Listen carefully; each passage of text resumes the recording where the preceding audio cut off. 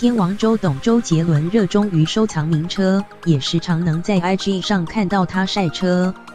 近日他数度 PO 出一台要价上亿元的法拉利超跑马王，还轮流邀请好友余文乐、罗志祥、林志颖及黑人陈建州等人开跑车鉴赏趴。开心的发文表示男人都爱车，似乎又有了新的收藏战利品。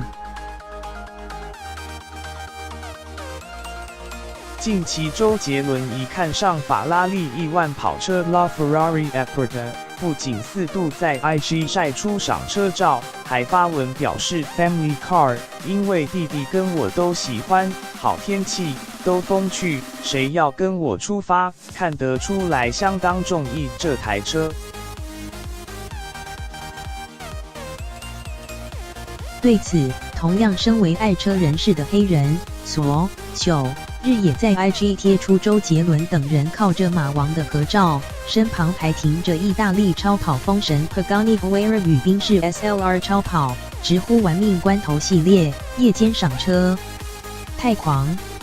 据了解，这台马王推出时限量209台，一台要价从200万美元起跳，约台币6200万元。当时一推出就抢购一空，传有台湾买家曾以近1亿元台币收购，但该车款近2年身价又飙高，有钱都不一定能买得到。原本以为马王是周董的新战利品，但据苹果报道，黑人得知后澄清不是我的，也不是周董的，表示只是到朋友的车库欣赏艺术品而已。黑人还打趣地说这种梦幻车款看看就好，强调不敢跟车主借来试开。